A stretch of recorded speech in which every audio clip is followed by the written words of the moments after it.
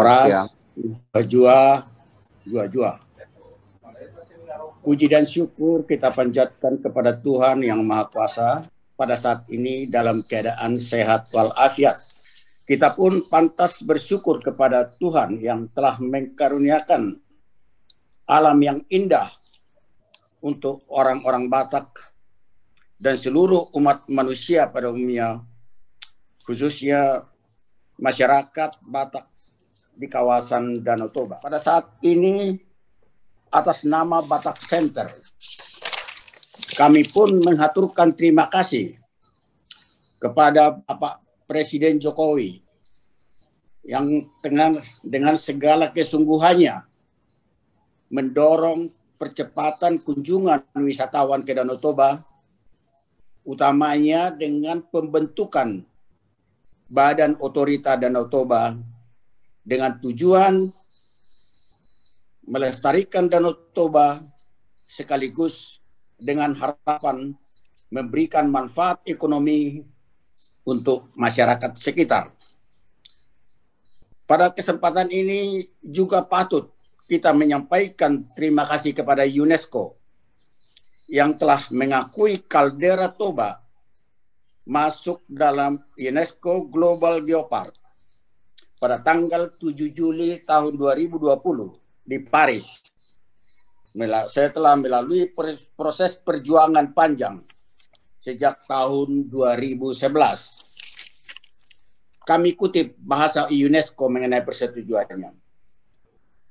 Pemerintah Indonesia telah berhasil meyakinkan UNESCO bahwa kaldera Toba memiliki kaitan geologis dan warisan tradisi yang tinggi dengan masyarakat lokal, khususnya dalam hal budaya dan keanekaragaman hayati. Ini sengaja saya kutip daripada statement UNESCO sendiri ketika mereka menyetujui kaldera Toba. Peserta webinar yang kami hormati, berangkat dari topik diskusi kita sekarang ini, pertanyaan, para wisata Danau Toba untuk siapa? Kami melihat daripada perspektif yang lebih luas dan tersendiri. Pertama, menjaga dan memelihara ciptaan Tuhan, yaitu alam semesta, termasuk Danau Toba, sebenarnya sudah tertulis pada Alkitab. Kejadian 2 ayat 15 yang mengatakan, Tuhan menempatkan manusia atau Adam di dunia atau di Taman Eden adalah untuk memelihara ciptaannya. Kemudian dari itu, agar umat manusia dapat memanfaatkan segala keajaiban daripada yang ciptaan Tuhan tersebut. Ciptaan Tuhan Danau Toba adalah berkat bagi masyarakat sekitar. Karena dengan kedatangan pengunjung dan wisatawan ke Danau Toba akan merupakan sumber ekonomi yang memberikan lapangan kerja baru bagi masyarakat sekitar dan banyak orang dalam berbagai bidang. Bahkan pemerintah daerah dan pemerintah pusat pun akan mendapatkan manfaat. Kembali kepada masalah kelestarian Danau Toba. Sesungguhnya merupakan tanggung jawab masyarakat sekitar dan pemerintah karena dengan atas lingkungan yang lestari, maka pemanfaatan Danau Toba secara berkesinambungan adalah menjadi berkat bagi masyarakat sekitar. Apalagi secara khusus di sini kami perlu jelaskan, setelah UNESCO memberikan pengakuan daripada UNESCO mengenai kaldera Toba, tanggung jawab kita adalah semakin besar.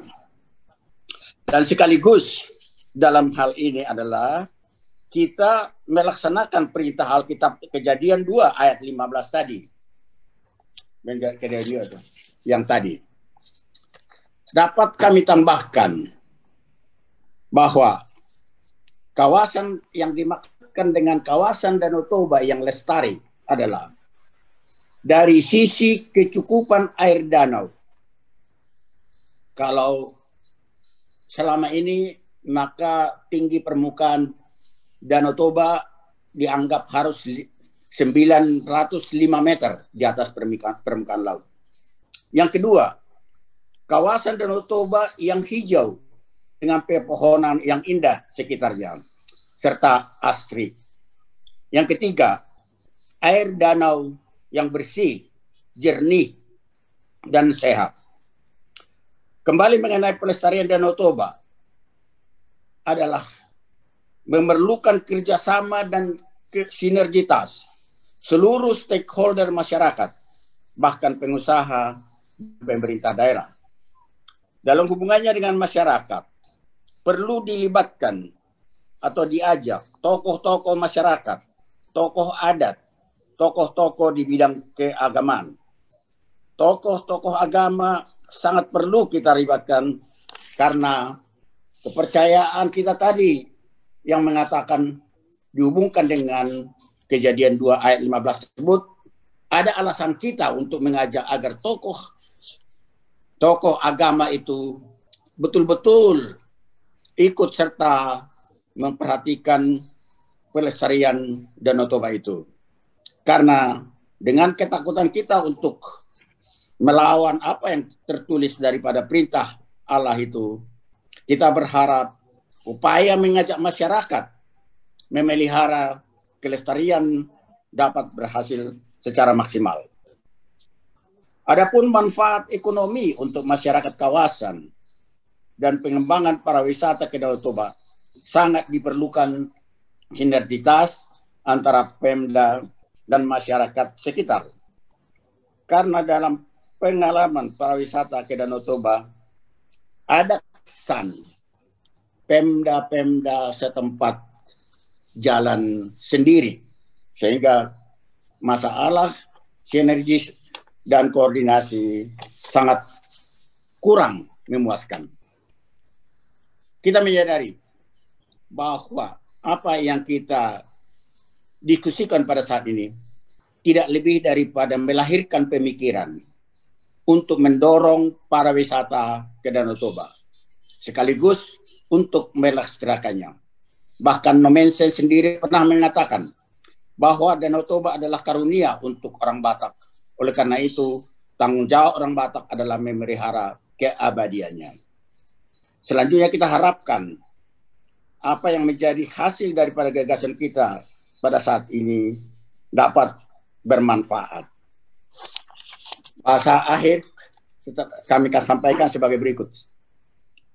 Idealisme kita pada hari ini hanya akan bermanfaat kalau pemerintah daerah kawasan Danau Toba dan seluruh stakeholder, utamanya masyarakat sekitar, sekiranya dapat mengimplementasikan gagasan kesimpulan webinar hari ini demi Danau Toba yang indah, abadi, serta masyarakat sekitar yang sejahtera. Terima kasih. Horas.